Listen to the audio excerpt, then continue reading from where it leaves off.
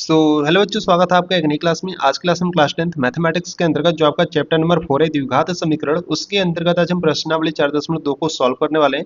और बच्चों ये प्रश्नावली 4.2 का पार्ट 2 वीडियो है, जिसमें हम क्या करेंगे, क्वेश्चन नंबर 3 से सॉल्व करेंगे।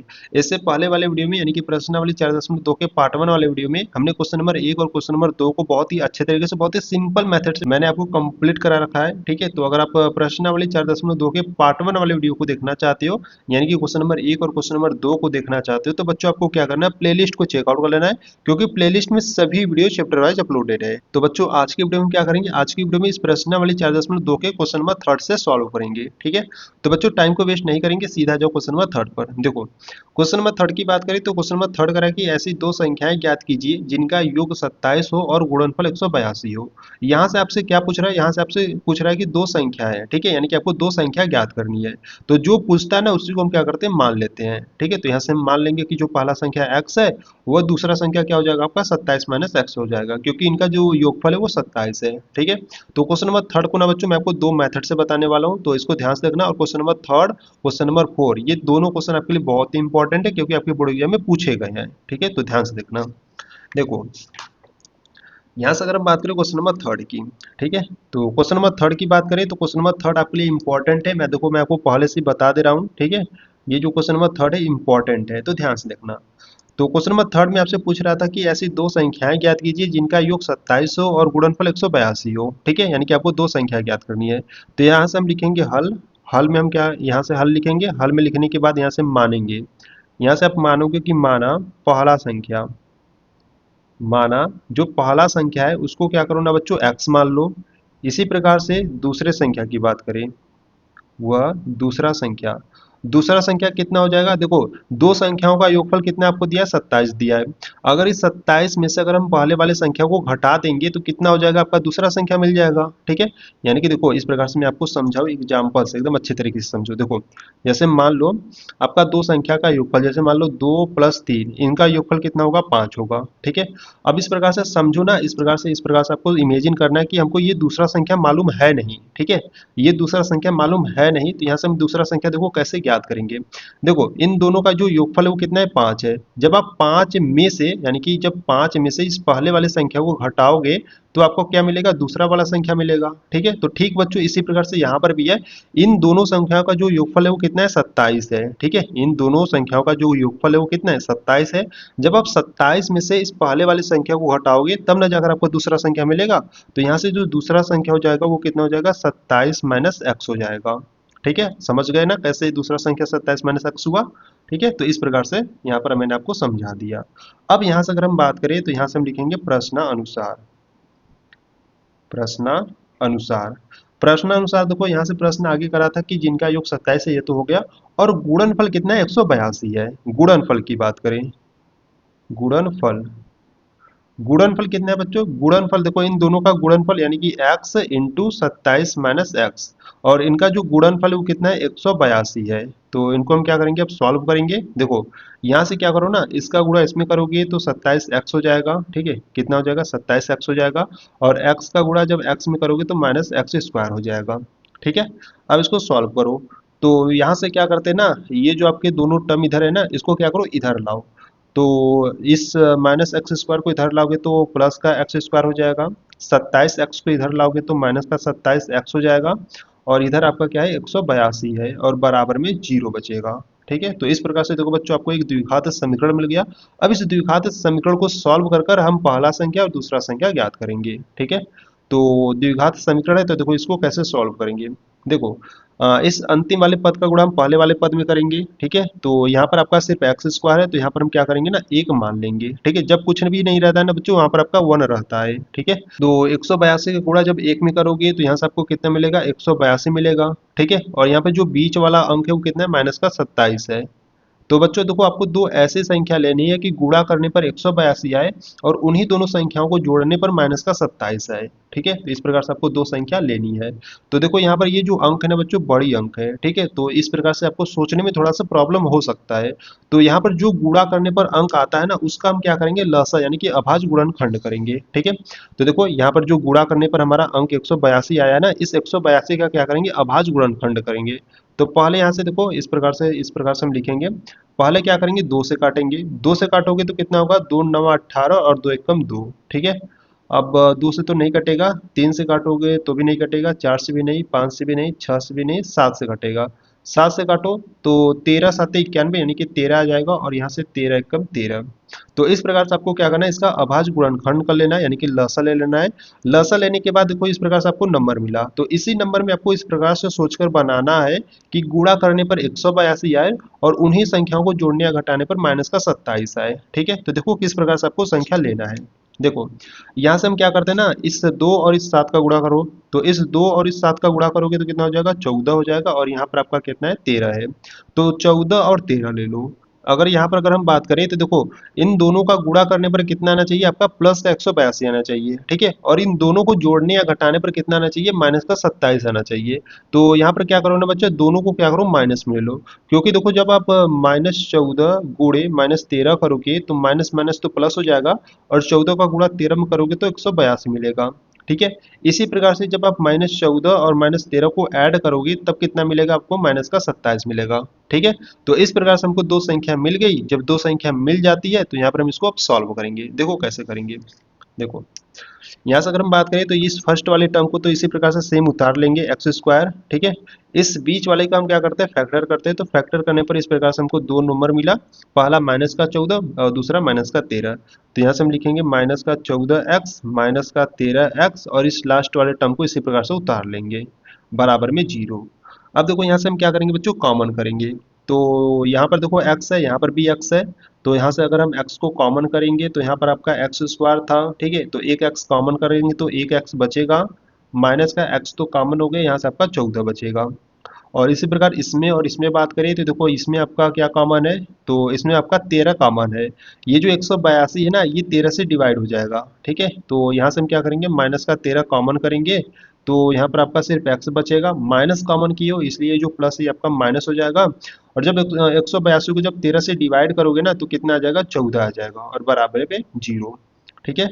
अब देखो बच्चों यहाँ से अगर हम बात करें तो इसमें और इसमें आपका क्या है, x -14 कॉमन हो रहा है, ठीक है। जब x -14 को कॉमन करोगे तो यहाँ पर सिर्फ आपका x बचेगा, और यहाँ पर सिर्फ आपका माइनस का 13 बचेगा, और बराबर में 0। हमको क्या करना है बच्चों, x का मान ज्ञात करना है। तो x का मान ज्ञात करने के लिए ये जो बराबर में 0 है ना, इसको हम अलग अलग लेंगे, यानी कि x -14 बराबर 0 एंड x -13 बराबर में 0। तो x इज इक्वल टू ये -14 बराबर किधर जाएगा, तो +14 हो जाएगा, ठीक है। तो यहाँ से हमको एक x का मान निकल गया, और यहाँ से देखो x -13, ठीक है। तो इस -13 को इधर भेजोगे तो +13 हो जाएगा। तो यहाँ से हमको एक x का मान मिल गया, ठीक है। तो यहाँ से अगर हम बात करें तो यहाँ से हमको क्या करना था, दो संख्याएं ज्ञात करनी थी। तो यहाँ से देखो जो पहला संख्या वो x है, वो दूसरा संख्या क्या है, 27 - x है, ठीक है। तो यहाँ से आपको क्या करना है, यहाँ से आपको बता देना है कि अतः अतः अभिष्ट संख्याएं अतः अभिष्ट संख्याएं अतः जो अभिष्ट संख्या है वो कितना है आपका, 13 व 14 है, ठीक है। इस प्रकार से आपको बता देना, और बच्चे ये आपका कितना हो जाएगा, आंसर हो जाएगा, ठीक है। तो इस प्रकार से बच्चों आपको क्वेश्चन नंबर 3 को सॉल्व करना था, और क्वेश्चन नंबर 3 आपके लिए इंपॉर्टेंट है। अब इसी क्वेश्चन को बच्चों हम क्या करेंगे, सेकेंड मेथड से सॉल्व करेंगे, ठीक है। तो इसको भी देखो देखो यहाँ से अगर हम बात करें सेकेंड मेथड की, ठीक है। तो सेकेंड मेथड की बात करें तो यहाँ पर हम क्या लिखेंगे, देखो सेकेंड मेथड से किस प्रकार से सॉल्व करेंगे। देखो यहाँ से पहले तो हम लिखेंगे कि माना माना पहला संख्या, ठीक है। माना पहला संख्या, माना जो पहला संख्या है उसको क्या करो, x मान लो, ठीक है। वह दूसरा संख्या वह दूसरा संख्या की बात करें तो दूसरे संख्या को आप y मान लो। अब देखो आपको प्रश्न में कह रहा था कि ऐसी दो संख्याएं ज्ञात कीजिए जिनका योगफल कितना है, 27 है। यानी कि इन दोनों संख्याओं का जो योगफल है, यानी कि x + y, इनका जो योगफल है वो कितना है, 27 है, ठीक है। और गुणनफल कितना है, 182 है। यानी कि इन्हीं दोनों संख्याओं का जो गुणनफल है वो कितना है, 182 है, ठीक है। अब इसको क्या करना है, सॉल्व करना है। तो इसको क्या करो, समीकरण नंबर फर्स्ट एंड इसको समीकरण नंबर 2 बना लो, ठीक है। तो यहाँ से अगर हम बात करें समीकरण नंबर 1 से, देखो यहाँ से अगर हम बात करें समीकरण 1 से, समीकरण एक से बात करें तो x का मान ज्ञात कर लो। समीकरण एक से x का मान y के पदों में ज्ञात कर लो। ठीक है, यानी कि यहाँ पर x है तो x हो गया, बराबर है तो बराबर, यहाँ पर 27 है तो 27, इस y को क्या करो इधर ले जाओ तो माइनस का y हो जाएगा। ठीक है, इसको क्या करो समीकरण नंबर 3 बना लो। अब इस समीकरण नंबर 3 का यानी कि ये जो x का मान है ना, इसको क्या करो समीकरण नंबर 2 में रख दो।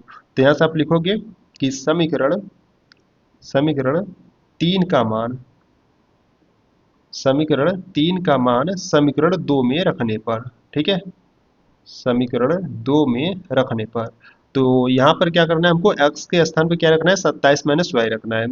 तो यहाँ पर क्या है, देखो x के स्थान पर हम क्या रखेंगे, 27 माइनस वाई रखेंगे। ठीक है, और यहाँ से आपका y है तो y हो गया, बराबर में कितना हो जाएगा, 182 हो जाएगा। ठीक है, अब इस y का क्या करोगे, अंदर गुणा करा लोगे, तो इस y का गुणा जब 27 में करोगे तो 27 y हो जाएगा। इस y का गुणा जब माइनस y में करोगे तो माइनस का y स्क्वायर हो जाएगा, बराबर में 182 हो जाएगा। ठीक है, अब यहाँ से अगर हम बात करें तो देखो यहाँ से क्या करो ना, माइनस का कॉमन कर लो। ठीक है, तो या माइनस का कॉमन करो या आप या इस प्रकार से करो ना, इन सभी को इधर ले जाओ। ठीक है, देखो इन सभी को इधर ले जाओगे तो इसको इधर ले जाओगे तो आपका प्लस का वाई स्क्वायर हो जाएगा, इसको इधर ले जाओगे तो माइनस का 27 वाई हो जाएगा, और इधर आपका प्लस का 182 है ही, और बराबर में आपका जीरो बचेगा। ठीक है, तो इस प्रकार से देखो बच्चों आपको एक द्विघात समीकरण मिल गया। अब इस द्विघात समीकरण को सॉल्व करोगे तो यहाँ से आप x और y का मान ज्ञात कर सकते हो। ठीक है, यानी कि सेम देखो यही आपको द्विघात समीकरण मिला है। ये जो हमारे पास था ना, देखो ये जो हमारे पास था x square minus 27 x plus 182 ना, यही वाला एकदम सेम है, बस x के स्थान पर बस y हो गया है। ठीक है, तो इसी प्रकार से आप इसको भी सॉल्व कर सकते हो। ठीक है, तो इस प्रकार से आपका एक द्विघात समीकरण बन गया। आगे आप इसको सॉल्व कर सकते हो जैसे यहाँ पर हमने इसको सॉल्व किया था। ठीक है, तो इस प्रकार से आपको सेकेंड मेथड से भी आप इस क्वेश्चन को सॉल्व कर सकते हो। तो यहाँ पर ये जो आपका क्वेश्चन नंबर 3 है बच्चों, ये आपका कंप्लीट हुआ। ठीक है, अब आ जाओ क्वेश्चन नंबर 4 को सॉल्व करते हैं। देखो क्वेश्चन नंबर 4 की बात करें तो क्वेश्चन नंबर 4 यहाँ से करा है कि दो क्रमागत धनात्मक पूर्णांक ज्ञात कीजिए जिनके वर्गों का योग 365 हो। ठीक है, हमको यहाँ से देखो क्या पूछ रहा है, हमको पूछ रहा है कि दो क्रमागत धनात्मक पूर्णांक ज्ञात करो। तो जो पूछता है ना हम उसी को क्या करते हैं, मान लेते हैं। तो यहाँ से हम मान लेंगे कि जो पहला क्रमागत धनात्मक पूर्णांक है वो x है, वो दूसरा क्रमागत धनात्मक पूर्णांक क्या हो जाएगा, x+1 हो जाएगा। ठीक है, क्योंकि यहाँ पर आपको क्रमागत कहा है। तो चलो आज सॉल्व करते हैं क्वेश्चन नंबर 4 को, और बच्चों क्वेश्चन नंबर 4 भी आपके लिए इंपॉर्टेंट है। ठीक है, तो ध्यान से देखना। देखो यहाँ से अगर हम बात करें क्वेश्चन नंबर 4 की, ठीक है, तो क्वेश्चन नंबर 4 में बच्चों आपको क्या ज्ञात करना था, क्वेश्चन नंबर 4 में आपसे करा था कि दो क्रमागत धनात्मक पूर्णांक ज्ञात कीजिए जिनके वर्गों का योग 365 हो। यानी कि आपको क्या ज्ञात करना है, आपको दो क्रमागत धनात्मक पूर्णांक ज्ञात करना है। ठीक है, तो यहाँ से आपको जो प्रश्न कहता है उसी को हम क्या करते हैं, मान लेते हैं, यानी कि जो पूछता है उसको हम क्या करते हैं, मान लेते हैं। ठीक है, तो यहाँ से हम लिखेंगे कि माना माना पहला क्रमागत धनात्मक पूर्णांक। ठीक है, माना पहला क्रमागत क्रमागत धनात्मक पूर्णांक,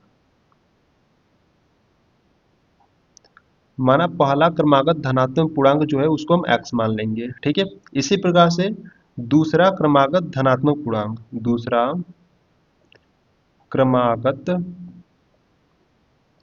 धनात्मक पूर्णांक, दूसरा क्रमागत धनात्मक पूर्णांक को हम क्या करेंगे, देखो अगर हमारा पहला क्रमागत धनात्मक पूर्णांक अगर x है तो दूसरा क्रमागत धनात्मक पूर्णांक कितना हो जाएगा, x+1 हो जाएगा। क्यों हो जाएगा, क्योंकि यहाँ पर क्रमागत करा है। ठीक है, अगर हम पहला संख्या को अगर हम x मानते हैं, देखो क्रमागत में क्या होता है, अगर हम पहला संख्या को x मानेंगे तो दूसरा संख्या आपका x+1 हो जाएगा, तीसरा संख्या x+2 हो जाएगा। ठीक है, तो इसको हम क्या कहते हैं, क्रमागत कहते हैं। ठीक है, तो यहाँ से हमने लिखा कि माना पहला क्रमागत धनात्मक पूर्णांक x है, वह दूसरा क्रमागत धनात्मक पूर्णांक x+1 है। ठीक है, और आगे करा था कि जिनके वर्गों का योग 365 हो, यानी कि इन दोनों के वर्गों का योग। ठीक है, देखो अगर हम बात करें प्रश्नानुसार,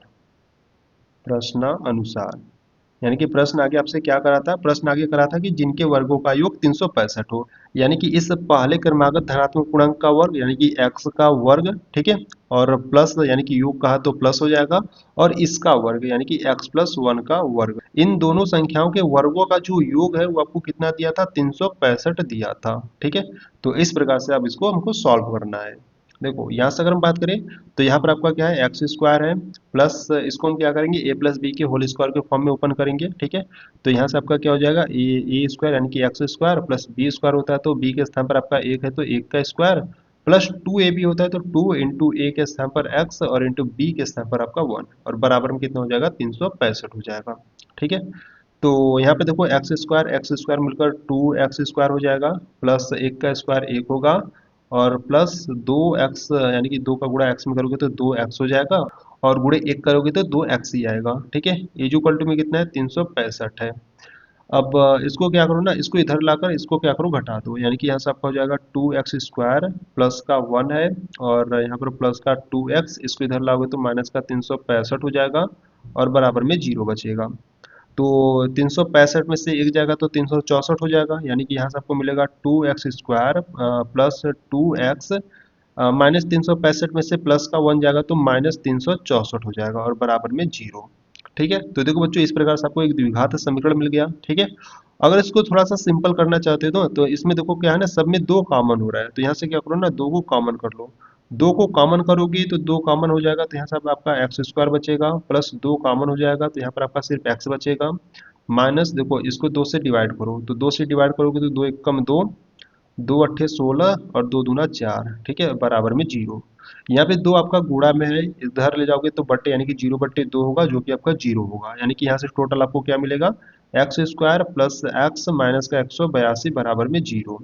ठीक है, तब देखो बच्चों इस प्रकार से आपको एक द्विघात समीकरण मिल गया। अब इसको हमको क्या करना है, सॉल्व करना है।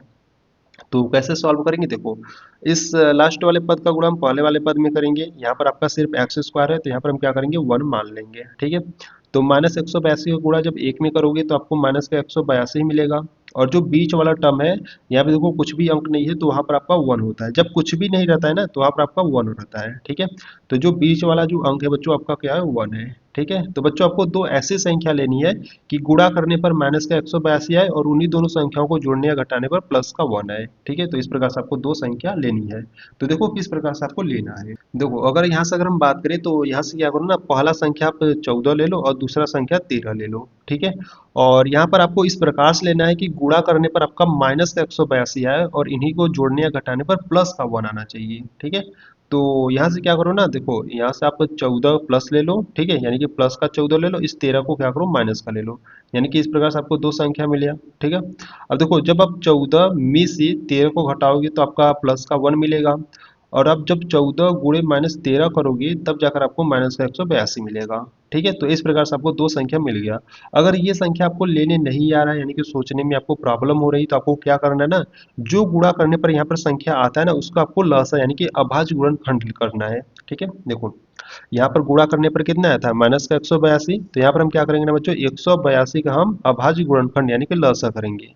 तो पहले दो से काटोगे तो दो का दो नवा 18, और दो एक का में दो। ठीक है, अब तीन से काटोगे तो कटेगा नहीं, तीन से नहीं कटेगा, चार से भी नहीं कटेगा, ये आपका सात से कटेगा। सात से काटोगे तो 13 7 91 यानी कि 13 आ जाएगा, और यहाँ से 13 एकम 13। ठीक है, तो यहाँ से देखो क्या करो ना, यहाँ से ये देखो दो और सात का गुणा करोगे तो कितना हो जाएगा 14, और यहाँ पर आपका कितना है 13। तो इस प्रकार से आपको एक 14 मिल गया, एक 13 मिल गया। ठीक है, पर आपको इस प्रकार से लेना है कि गुणा करने पर कितना आना चाहिए, माइनस का 182 आना चाहिए, और इन्हीं दोनों को जोड़ने पर प्लस का 1 आना चाहिए। तो यहाँ पर हमने क्या किया, ये जो 14 है ना इसको हमने प्लस का ले लिया, और ये जो 13 है इसको हमने माइनस का ले लिया। ठीक है, तो इस प्रकार से हमको दो संख्या मिल गया। अब क्या करेंगे, इसमें रखकर इसको सॉल्व करेंगे। तो देखो कैसे करेंगे, यहाँ से अगर हम बात करें तो इस फर्स्ट वाले टर्म को इसी प्रकार से सेम उतार लेंगे x²। इस बीच वाले टर्म का हम फैक्टर करते हैं, तो फैक्टर करने पर हमको एक पहला संख्या आपको प्लस का 14 मिला तो 14x हो जाएगा, दूसरा संख्या माइनस का 13 मिला तो माइनस का 13x हो जाएगा, और इस लास्ट वाले टर्म को इसी प्रकार से हम उतार लेंगे, और बराबर में जीरो। अब इसको सॉल्व करते हैं। तो देखो इसमें और इसमें अब बच्चों आपको क्या कॉमन है, इसमें भी x है इसमें भी x है, तो यहाँ से हम क्या करेंगे x को कॉमन करेंगे। x को कॉमन करोगे तो यहाँ से आपका x बचेगा, और प्लस x कॉमन हो गया तो यहाँ पर आपका 14 बचेगा। इसी प्रकार इसमें और इसमें आपका क्या कॉमन दिख रहा है, देखो इसमें आपका 13 कॉमन हो रहा है। ठीक है, तो माइनस का 13 कॉमन करोगे तो यहाँ पर आपका सिर्फ x बचेगा, माइनस कॉमन की हो इसलिए जो माइनस है ये आपका प्लस हो जाएगा। और जब आप 182/13 यानी कि 182 को जब 13 से डिवाइड करोगे ना तो आपको 14 मिलेगा, और बराबर में जीरो। ठीक है, तो देखो यहाँ पर इस वाले ब्रैकेट में x+14, इसमें भी आपका क्या है x+14 है। ठीक है, तो यहाँ से आप क्या करोगे x+14 को कॉमन करोगे। x+14 को कॉमन करोगे तो यहाँ पर आपका सिर्फ x बचेगा, x+14 कॉमन हो गया तो यहाँ पर आपका सिर्फ माइनस का 13 बचेगा, बराबर में जीरो। तो यहाँ पर हमको क्या करना है बच्चों, x का मान ज्ञात करना है। तो x का मान ज्ञात करना है, तो ये जो बराबर में जीरो है ना इसको हम क्या करेंगे अलग अलग लेंगे। तो हो जाएगा यहाँ से x+14 बराबर जीरो, एंड x-13 बराबर में जीरो। तो x इज इक्वल टू ये प्लस का 14 बराबर किधर जाएगा तो माइनस का 14 हो जाएगा। ठीक है, तो इस प्रकार से हमको एक संख्या मिल गया। तो x इज इक्वल टू ये माइनस का 13 इधर जाएगा तो प्लस का 13 हो जाएगा। ठीक है, तो देखो इस प्रकार से हमको दो x का मान निकल गया। और यहाँ से ये x को हमने क्या माना था, x को हमने माना था कि जो पहला क्रमागत धनात्मक पूर्णांक जो है वो x है, वह दूसरा क्रमागत धनात्मक पूर्णांक क्या है, x प्लस 1 है। ठीक है, तो इस प्रकार से जो x का मान है यानी कि पहला क्रमागत धनात्मक पूर्णांक क्या आपका आ गया, 13 आ गया। और अगर हम दूसरे की बात करें तो दूसरा आपका क्या होगा, आपका 14 होगा पर प्लस का 14 होगा। ठीक है, देखो यहाँ से अगर हम बात करें तो जो पहला आपका था, देखो जो पहला संख्या आपका था, ठीक है, यहाँ से बस समझो ना, पहला जो संख्या था आपका x था, तो x का मान आप क्या मानोगे, x का मान आप 13 मानोगे। ठीक है, अगर आप x का मान 13 मानोगे तो दूसरा आपका क्या था, दूसरा संख्या आपका क्या था, दूसरा संख्या आपका था x प्लस 1 था। ठीक है, तो x का मान कितना है, 13 है, और यहाँ पर प्लस का 1 है तो प्लस का 1, यानी कि दोनों को ऐड करोगे तो कितना हो जाएगा, 14 हो जाएगा। तो पहला संख्या को हमने x माना था तो जो x का मान है वो कितना आ गया, 13 आ गया। दूसरा संख्या जो आपका था वो x प्लस 1 था तो इसका जो मान है वो कितना आ गया, 14 आ गया। ठीक है, तो इस प्रकार से यहाँ पर आपको क्या लिखना है, इस प्रकार से आपको यहाँ पर लिख देना है कि अतः अतः 13 और 14 दो अभिष्ट संख्याएं हैं, दो अभिष्ट संख्याएं हैं। ठीक है, संख्याएं है, और इस प्रकार से बच्चों ये आपका आंसर हो जाएगा। ठीक है, तो इस प्रकार से आपको क्वेश्चन नंबर कौन सा था, क्वेश्चन नंबर 4 था ना, क्वेश्चन नंबर 4 को आपको इस प्रकार से सॉल्व करना था। तो यहाँ पर आपका ये जो क्वेश्चन नंबर 4 है बच्चों ये आपका कंप्लीट हो गया। अब आ जाओ क्वेश्चन नंबर 5 को सॉल्व करते हैं। देखो यहाँ से अगर हम बात करें क्वेश्चन नंबर 5 की, तो क्वेश्चन नंबर 5 कह रहा है कि एक समकोण त्रिभुज की ऊंचाई इसके आधार से 7 सेंटीमीटर कम है, यदि कर्ण 13 सेंटीमीटर का हो तो अन्य दो भुजाएं ज्ञात कीजिए। ठीक है, तो बच्चों यहाँ पे जो त्रिभुज है वो आपका समकोण है, और आगे कह रहा है कि जिसकी ऊंचाई इसके आधार से 7 सेंटीमीटर कम है। ठीक है, तो अगर हम आधार को x मान लेंगे तो जो उसकी ऊंचाई हो जाएगी कितना हो जाएगा, x माइनस 7 हो जाएगा। और यहाँ से आपको कर्ण दिया ही है। ठीक है, तो चलो आज सॉल्व करते हैं क्वेश्चन नंबर 5 को। ठीक है, तो सिंपल है, बस आपको थोड़ा सा ना ध्यान से इसको देखना है। ठीक है, देखो देखो यहाँ से अगर हम बात करें क्वेश्चन नंबर 5 की, ठीक है, तो क्वेश्चन नंबर 5 में यहाँ से अगर हम बात करें तो यहाँ से आपको एक समकोण त्रिभुज दिया था। तो यहाँ पर फिगर बना लेते हैं। देखो इस प्रकार से आपको क्या दिया था, एक समकोण त्रिभुज दिया था। ठीक है, तो समकोण त्रिभुज है तो ये आपका कितना होगा, 90 अंश का होगा। ठीक है, समकोण त्रिभुज है तो ये आपका कितना होगा, 90 अंश का होगा। और इसको हम बच्चों कुछ नाम दे देते हैं, जैसे मान लो इसको ए नाम, इसको बी एंड इसको सी नाम दे देते हैं। ठीक है, और यहाँ से अगर हम बात करें जो कर्ण था बच्चों आपका कितना था, 13 सेंटीमीटर का था। ठीक है, और यहाँ से आधार की बात करें तो देखो यहाँ से अगर आधार की बात करें तो यहाँ से हम क्या करेंगे ना, आधार को x सेंटीमीटर मान लेंगे। अगर आप आधार को x सेंटीमीटर मानोगे तो यहाँ पे जो इसकी ऊंचाई है वो कितना हो जाएगा, इस आधार से 7 सेंटीमीटर कम था, यानी कि x माइनस 7 हो जाएगा। ठीक है, और यहाँ पे सेंटीमीटर लिख देना। ठीक है, तो इस प्रकार से ये आपको प्रश्न में कर रहा था। तो यहाँ पर देखो किस प्रकार से लिखेंगे, देखो यहाँ पर पहले आप लिखोगे हल, हल में लिखोगे माना।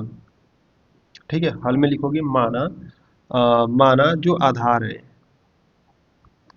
माना जो आधार है वो कितना है, x सेंटीमीटर है। ठीक है, माना जो आधार है वो x सेंटीमीटर है, इसीलिए जो ऊंचाई है वो कितना हो जाएगा, इसीलिए जो ऊंचाई है, ये जो ऊंचाई है वो कितना हो जाएगा आपका, x माइनस 7 सेंटीमीटर हो जाएगा। ठीक है, और यहाँ से अगर हम बात करें कर्ण की तो कर्ण आपको कितना दिया है, 13 सेंटीमीटर दिया गया है।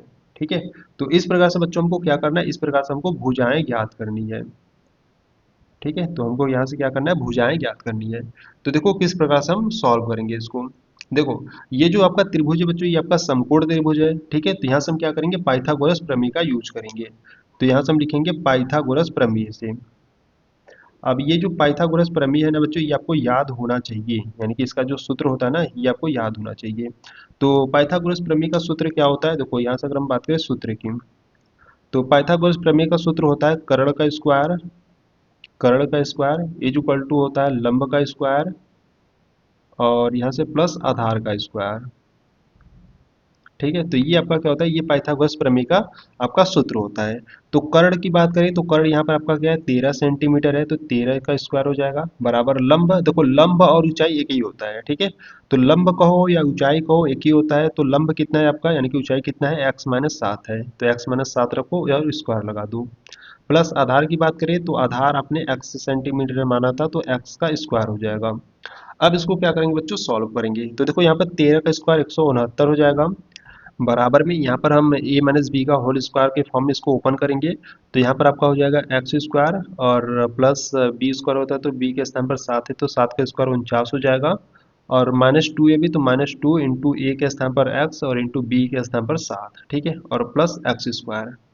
तो 169 बराबर में एक्स स्क्वायर और यहाँ पर आपका प्लस का 49, ठीक है, इसका क्या करो गुणा कर दो, 7 दूना 14, 14 का गुणा एक्स में करोगे तो माइनस का 14 एक्स हो जाएगा और प्लस का एक्स स्क्वायर। तो देखो यहाँ पर एक्स स्क्वायर, यहाँ पर भी एक्स स्क्वायर है तो इन दोनों को ऐड कर लो तो यहाँ पर हो जाएगा 169 बराबर 2 एक्स स्क्वायर हो जाएगा। और यहाँ पर आपका प्लस का 49 माइनस का 14 एक्स, ठीक है। इसको क्या करो ना बच्चों, इसको इधर ला लो।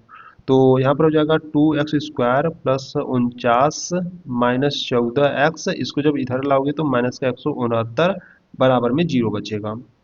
अब यहाँ से क्या करो ना, इसको हटा दो तो यहाँ से आपका हो जाएगा 2 एक्स स्क्वायर माइनस का 14 एक्स। और जब आप -169 में से प्लस का 49 घटाओगे तो आपको कितना मिलेगा, यहाँ से आपको माइनस का 120 मिलेगा और बराबर में 0। तो देखो बच्चों सब में क्या हो रहा है, दो कॉमन हो रहा है तो दो को कॉमन कर लो। दो को कॉमन करोगे तो यहाँ पर आपका एक्स स्क्वायर बचेगा, माइनस 2 × 7 = 14 यानी कि 7 एक्स बचेगा, और दो को कॉमन करोगे तो यहाँ से 60 बचेगा बराबर में 0। अब ये जो दो है बच्चों आपका गुणा में इधर लाओगे तो बट्टे में यानी कि 0/2 हो जाएगा जो कि आपका 0 ही होगा, ठीक है। यानी कि यहाँ से आपको मिलेगा एक्स स्क्वायर माइनस का 7 एक्स माइनस का 60 बराबर में 0। अब देखो बच्चों आपको ये एक द्विघात समीकरण मिल गया तो अब हमको इसको सॉल्व कर कर हमको एक्स का मान ज्ञात करना है, ठीक है।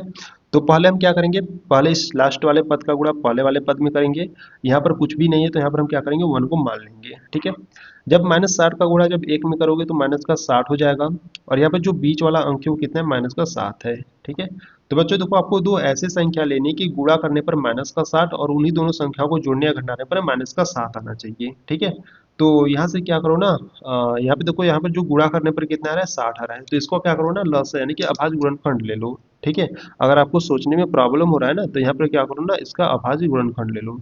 तो पहले क्या करोगे, पहले 2 से काटोगे, 2 से काटोगे तो 2 तिहाई 6, 0 उतार लो, फिर 2 से काटोगे तो 15 दूना 30 होता है, फिर 3 से काटोगे तो 3 पच्चे 15 और 5 से काटोगे तो 5 एकम 5। तो यहाँ से क्या करते हैं ना, देखो यहाँ से 2 गुणे 2 और गुणे 3, ठीक है, यानी कि 3 दूना 6, 6 दूना 12, यानी कि इस प्रकार से आप 12 ले लो और यहाँ से आप एक 5 ले लो, ठीक है। क्योंकि देखो आप जब आप 12 में से देखो जब आप 12 में से 5 को घटाओगे तब आपका कितना आ जाएगा, 7 आ जाएगा, ठीक है। पर यहाँ पर माइनस का 7 आना चाहिए, इसको भी आपको ध्यान देना है। तो यहाँ से क्या करो ना, इस 12 को क्या करो माइनस में ले लो, इस 5 को प्लस में ले लो। जब आप -12 में से प्लस का 5 घटाओगे तो माइनस का 7 आ जाएगा, और जब -12 गुणे प्लस का 5 करोगे तो 12 पंजे 60 यानी कि माइनस का 60 आ जाएगा, ठीक है। तो इस प्रकार से आपको दो संख्या ले लेनी है, ठीक है। और ये जो बच्चों 12 है ना, इसको हमको माइनस में लेना है, ठीक है। तो हमको तो यहाँ पर दो संख्या मिल गई तो यहाँ पर हम क्या करेंगे, इसको सॉल्व करेंगे। देखो कैसे, फर्स्ट वाले टर्म को इसी प्रकार से सेम उतार लेंगे एक्स स्क्वायर, बीच वाले को हम फैक्टर कर दे तो फैक्टर करने पर हमको इस प्रकार से दो संख्या मिला, ठीक है। तो पहला संख्या 12 है तो माइनस का 12 एक्स हो जाएगा, दूसरा संख्या प्लस का 5 है तो प्लस का 5 एक्स हो जाएगा, माइनस का 60 बराबर में 0। तो यहाँ से क्या करते हैं, देखो इसमें और इसमें आपका x कॉमन है तो x को कॉमन ले लो, तो यहाँ पर आपका x माइनस का 12 बचेगा। और इसमें इसमें बात करें तो देखो यहाँ पर आपका 5 कॉमन हो रहा है, 5 को कॉमन करोगे तो यहाँ पर आपका x बचेगा, -12 पंजे 60 यानी कि 12 बचेगा बराबर में 0। तो x -12 को कॉमन करो तो यहाँ पर सिर्फ आपका x बचेगा, और यहाँ पर x -12 तो कॉमन हो गया, यहाँ पर सिर्फ आपका प्लस का 5 बचेगा बराबर में 0। हमको देखो बच्चों यहाँ पर हमको क्या करना है, हमको यहाँ पर x का मान ज्ञात करना है। तो ये जो बराबर में 0 इसको हम अलग अलग लेंगे, यानी कि x -12 बराबर 0 एंड x + 5 बराबर 0, ठीक है। तो x माइनस का 12 उधर जाएगा तो प्लस का 12 हो जाएगा, और यहाँ से अगर हम बात करें तो x प्लस का 5 बराबर के इधर जाएगा तो माइनस का 5 हो जाएगा, ठीक है। तो इस प्रकार से हमको 2x का मान मिल गया। अब देखो बच्चों ये जो x माइनस का 5 है ना, ये आपका क्या हो जाएगा, ये आपका अग्रा हो जाएगा। क्यों अग्रा हो जाएगा, क्यों अग्रा हो जाएगा, क्योंकि कोई भी जो लंबाई होता है बच्चों आपका माइनस में नहीं होता है, ठीक है। तो इसीलिए ये जो माइनस का 5 है ना, ये आपका क्या हो जाएगा, अग्रा हो जाएगा, ठीक है। तो x का जो मान है वो कितना आ जाएगा, आपका 12 आ जाएगा। और x हमने किसको माना था, देखो यहाँ पर जो x था वो हमने आधार को माना था, तो आधार कितना आ जाएगा, 12 आ जाएगा, और यहाँ से हम क्या करेंगे, ऊंचाई ज्ञात कर लेंगे, ठीक है। तो देखो यहाँ से अगर हम बात करें तो यहाँ से आधार, ठीक है, जो आधार था बच्चों उसको हमने क्या माना था, उसको हमने x माना था, तो जो x का मान है वो 12 सेंटीमीटर आ गया, ठीक है। वही अगर हम बात करें ऊंचाई की, ऊंचाई क्या था, ऊंचाई आपका x-7 था, तो x का मान कितना है, 12 है, -7 कर दो, तो 12 में से 7 जाएगा तो कितना आपका बचेगा, 5 बचेगा, ठीक है। यानी कि जो आधार है वो आपका 12 सेंटीमीटर है, जो ऊंचाई है वो आपका 5 सेंटीमीटर है, और आपका जो कर्ण था वो आपको दिया ही था 13 सेंटीमीटर, ठीक है। तो इस प्रकार से हमको क्या करना था, सभी का मान ज्ञात करना था, तो बच्चों ये आपका आंसर हो जाएगा। तो इस प्रकार से ये जो क्वेश्चन नंबर 5 है बच्चों ये आपका कंप्लीट हुआ। और बच्चों ये जो क्वेश्चन नंबर 5 है थोड़ा सा इंपॉर्टेंट है, क्योंकि ऐसे क्वेश्चन आपके बोर्ड एग्जाम में पूछे जा सकते हैं, ठीक है। तो अगर कुछ भी डाउट हो रहा है, कुछ भी प्रॉब्लम, कुछ भी दिक्कत आ रही है, तो बच्चों आपको क्या करना है, वीडियो को थोड़ा सा बैक करो, एक बार फिर से देखो और अच्छे तरीके से इसको सॉल्व कर लो। तो क्वेश्चन नंबर 5 यहाँ पर कंप्लीट हुआ। अब आ जाओ क्वेश्चन नंबर 6 को सॉल्व करते हैं। देखो यहाँ से अगर हम बात करें क्वेश्चन नंबर 6 की, तो क्वेश्चन नंबर 6 कह रहा है कि एक कुटीर उद्योग एक दिन में कुछ बर्तनों का निर्माण करता है। एक विशेष दिन यह देखा गया कि प्रत्येक नग की निर्माण लागत रुपयों में उस दिन के निर्माण किए गए बर्तनों की संख्या से 2 गुने से 3 अधिक थी। यदि उस दिन की कुल निर्माण लागत 90 रुपए थी, तो निर्मित बर्तनों की संख्या और प्रत्येक नग की लागत ज्ञात कीजिए, ठीक है। तो देखो बच्चों आपको यहाँ से क्या पूछ रहा है, यहाँ से आपसे पूछ रहा है कि निर्मित बर्तनों की संख्या और प्रत्येक नग की लागत, ठीक है, यानी कि इसको आपको ज्ञात करना है इन दोनों को। तो जो पूछता है हम उसी को मान लेंगे, ठीक है। तो निर्मित बर्तनों की संख्या को हम क्या करेंगे, x मान लेंगे, और यहाँ से अगर हम प्रत्येक नग की लागत की बात करें तो देखो प्रत्येक नग की जो लागत है वो कितना है, प्रत्येक नग की जो लागत है, यानी कि देखो प्रत्येक नग की निर्माण लागत उस दिन के निर्मित किए गए बर्तनों की संख्या के 2 गुने से 3 अधिक है। अगर निर्मित किए गए बर्तनों की संख्या को x मानोगे तो प्रत्येक नग की जो लागत हो जाएगी इसके 2 गुने से 3 अधिक, यानी कि 2x+3 हो जाएगा, ठीक है। तो बहुत ही सिंपल है, तो चलो आ जाओ सॉल्व करते हैं क्वेश्चन नंबर 6 को। देखो यहाँ से अगर हम बात करें क्वेश्चन नंबर 6 की, ठीक है, और क्वेश्चन नंबर 6 की बात करें तो यहाँ पर जो आपसे प्रश्न में पूछता है उसी को हम क्या करते हैं, मान लेते हैं, ठीक है। तो यहाँ पर हम क्या लिखेंगे, यहाँ पर हम लिखेंगे कि माना, माना, माना निर्मित किए गए, माना निर्मित किए गए बर्तनों की संख्या, ठीक है, बर्तनों की संख्या। तो माना निर्मित किए गए बर्तनों की संख्या क्या है, x है, ठीक है। तो यहां से अगर हम बात करें प्रत्येक नग की कुल निर्माण लागत, ठीक है, देखो प्रत्येक नग की, प्रत्येक नग की निर्माण लागत, प्रत्येक नग की निर्माण लागत, तो प्रत्येक नग की निर्माण लागत क्या हो जाएगी, निर्मित किए गए बर्तनों की संख्या के 2 गुने से 3 अधिक थे, यानी कि 2x+3 हो जाएगा, ठीक है। और यहां से अगर हम बात करें कुल निर्माण लागत, ठीक है, कुल, कुल निर्माण लागत, कुल निर्माण लागत की बात करें तो कुल निर्माण लागत क्या हो जाएगा, इन दोनों का गुणनफल, यानी कि 2x+3, और यहाँ पर इंटू में x हो जाएगा, ठीक है। तो कुल निर्माण लागत कितना था आपका, 90 रुपए था, और बराबर में यहाँ पर इस x का गुणा इसमें करा दो तो फिर कितना हो जाएगा, 2x² हो जाएगा, और प्लस इस x का गुणा 3 में कराओगे तो 3x हो जाएगा, ठीक है। अब बच्चों हमको क्या करना है, अब इसको हमको सॉल्व कर लेना है। तो यहाँ से देखो यहाँ पर आपका कितना है, 2x² प्लस 3x है, इस 90 को इधर लाओगे तो माइनस का 90 बराबर में 0, ठीक है। अब इस प्रकार से आपको एक द्विघात समीकरण मिल गया। अब इसको हमको सॉल्व कर कर x का मान ज्ञात कर लेना है। तो यहाँ से अगर हम बात करें तो देखो इस 90 का गुणा, यानी कि -90 का गुणा जब 2 में करोगे तो माइनस का 180 मिलेगा, ठीक है। और यहाँ पर जो बीच वाला टर्म है वो कितना है, 3 है। तो बच्चों आपको दो ऐसे संख्या लेनी कि गुणा करने पर माइनस का 180 आए और उन्हीं दोनों संख्याओं को जोड़ने या घटाने पर प्लस का 3 आए, ठीक है। तो यहाँ पर देखो ये बड़ी संख्या है, ठीक है, तो सोचने में थोड़ा सा प्रॉब्लम हो सकता है। तो यहाँ पर हम क्या करेंगे ना, इसका हम क्या करेंगे, अभाज्य गुणनखंड करेंगे। तो यहाँ पर आपका जो 180 है इसका हम क्या करेंगे, अभाज्य गुणनखंड करेंगे। पहले क्या करेंगे, पहले 2 से काटेंगे, तो देखो 2 9 18, 0 उतार लेंगे, फिर 2 से काटोगे तो 2 45 में 90 होता है, यानी कि 45 आ जाएगा।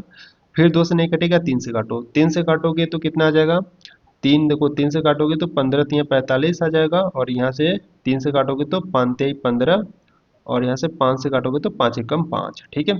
तो बच्चों देखो इसका हमने अभाज्य गुणनखंड किया तो इस प्रकार से हमको नंबर मिला। तो इसी नंबर में हमको इस प्रकार से सोचकर बनाना है कि गुणा करने पर माइनस का 180, तो इसी नंबर में हमको इस प्रकार से सोचकर बनाना है कि गुणा करने पर माइनस का 180 और उन्हीं संख्याओं को जोड़ने या घटाने पर प्लस का 3 आना चाहिए, ठीक है। तो देखो किस प्रकार से हम लेंगे। तो यहाँ से क्या करते हैं ना, देखो इस 3 और इस 5 का गुणा करोगे तो कितना हो जाएगा, 5 3 15 हो जाएगा और 3 दूना 6, 6 दूना 12, ठीक है, यानी कि यहाँ से 12 ले लो। पर बच्चों आपको इस प्रकार से लेना है कि गुणा करने पर माइनस का 180 आना चाहिए, ठीक है। तो यहाँ से क्या करते हैं ना, ये जो आपका 12 है ना, इसको क्या करो माइनस में ले लो, क्योंकि देखो जब आप 15 में से जब 12 घटाओगे तब जाकर आपका प्लस का 3 आ जाएगा, ठीक है। और जब 15 गुणे माइनस का 12 करोगे तब जाकर आपका कितना आ जाएगा, माइनस का 180 आ जाएगा, ठीक है। तो इसलिए इस 12 को हम क्या करेंगे, माइनस को ले लेंगे, ठीक है। अब हमको इस प्रकार से दो संख्या मिल गई, अब हम इसको क्या करेंगे, सॉल्व करेंगे। देखो कैसे, पहले क्या करेंगे, ये जो आपका फर्स्ट वाला टर्म होता है इसको सेम इसी प्रकार से उतार लेंगे, 2x²। बीच वाले टर्म का हम फैक्टर करते हैं, तो फैक्टर करने पर पहला संख्या माइनस का 12 मिला तो माइनस का 12x हो जाएगा, दूसरा संख्या प्लस का 15 मिला तो प्लस 15x हो जाएगा, और लास्ट वाले टर्म को इसी प्रकार से उतार लेंगे बराबर में 0, ठीक है। अब देखो बच्चों यहाँ पर अगर हम बात करें तो देखो यहाँ पर और यहाँ पर आपका क्या का कॉमन है, यहाँ पर 2 और यहाँ पर 12, यानी कि 2 भी कॉमन है और x भी कॉमन हो रहा है, तो यहाँ पर क्या करो, 2x को कॉमन कर लो। 2x को कॉमन करोगे तो यहाँ पर आपका सिर्फ x बचेगा, माइनस 2 6 के 12, यानी कि यहाँ से 6 बचेगा, ठीक है। और प्लस यहाँ पर अगर हम बात करें तो यहाँ पर 15 को कॉमन करोगे तो 15 कॉमन करोगे तो यहाँ पर आपका x बचेगा, और 15 6 का 90 होता है, ठीक है। तो यहाँ पर आपका 6 बराबर में 0। तो यहाँ पर x माइनस 6 को कॉमन करोगे तो यहाँ पर सिर्फ आपका 2x बचेगा, और यहाँ पर आपका प्लस का 15 बचेगा बराबर में 0। अब हमको बच्चों यहाँ पर x का मान ज्ञात करना है, तो x माइनस 6 बराबर 0 लेंगे एंड 2x प्लस 15 बराबर 0 लेंगे, ठीक है। तो x is equal to minus का 6 उधर जाएगा तो प्लस का 6 हो जाएगा, यानी कि यहाँ से हमको एक x का मान मिल गया, और यहाँ पर x is equal two plus का 15 इधर जाएगा तो माइनस का 15 मिलेगा, और ये जो 2 है गुणा में आ जाएगा बट्टे में, ठीक है। तो इस प्रकार से हमको यहाँ पर भी x का मान मिल गया। पर बच्चों ये जो x is equal to minus का 15/2 है ना, ये आपका क्या हो जाएगा, ये आपका अग्रा हो जाएगा, ठीक है। ये जो माइनस का 15/2 है ना, ये आपका अग्रा हो जाएगा। तो यहाँ से जो x का मान होगा वो कितना हो जाएगा, ये जो 6 है ये आपका सही हो जाएगा, ठीक है। तो देखो x हमने किसको माना था, x हमने निर्मित किए गए बर्तनों की संख्या को माना था, ठीक है। तो यहाँ से अगर हम बात करें तो निर्मित किए गए बर्तनों की संख्या कितनी हो गई, यहाँ से देखो निर्मित किए गए निर्मित किए गए बर्तनों की संख्या, बर्तनों की संख्या, निर्मित किए गए बर्तनों की संख्या को हमने x माना था, तो जो x का मान है वो 6 आ गया, ठीक है। और यहाँ से अगर हम बात करें तो यहाँ से हमको क्या ज्ञात करना है, हमको प्रत्येक नग की निर्माण लागत जो कि 2x+3 था, ठीक है। तो यहाँ से अगर हम बात करें प्रत्येक प्रत्येक नग की निर्माण लागत, प्रत्येक नग की लागत कह दो, ठीक है, प्रत्येक नग की लागत। तो प्रत्येक नग की जो लागत था वो कितना था, 2x+3 था। तो यहाँ से 2 रखो, x का मान कितना है 6 है, तो 6 रखो प्लस का 3 रख दो, तो 6 दूना 12 और प्लस 3, तो 12 और 3 कितना हो जाएगा, 15 हो जाएगा, ठीक है। तो इस प्रकार से प्रत्येक नग की लागत कितना हो जाएगा, 15 रुपये हो जाएगा, ठीक है।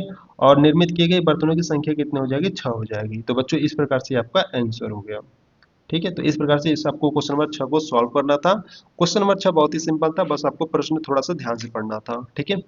तो यहाँ से जो आपका क्वेश्चन नंबर 6 बच्चों ये आपका कंप्लीट हो गया, ठीक है। यानी कि ये जो आपका प्रश्नावली 4.2 है जिसमें आपके 6 क्वेश्चन थे, 6 क्वेश्चन बच्चों यहाँ से आपके कंप्लीट हो गए। तो अगर आपको इस क्वेश्चन नंबर 1 से लेकर क्वेश्चन नंबर 6 में किसी भी क्वेश्चन में अगर आपको डाउट है, कोई भी परेशानी, कुछ भी दिक्कत आ रही है, तो बच्चों आपको कमेंट्स बॉक्स में आपको बता देना है, और आपको वीडियो कैसी लगी वो भी आपको बता देना है। तो अगर आपको वीडियो अच्छी लगी तो वीडियो को लाइक कर देना, चैनल पर नहीं तो चैनल को सब्सक्राइब कर देना। तो चलो बच्चों मिलते हैं नेक्स्ट वीडियो में, तब तक के लिए जय हिंद जय भारत।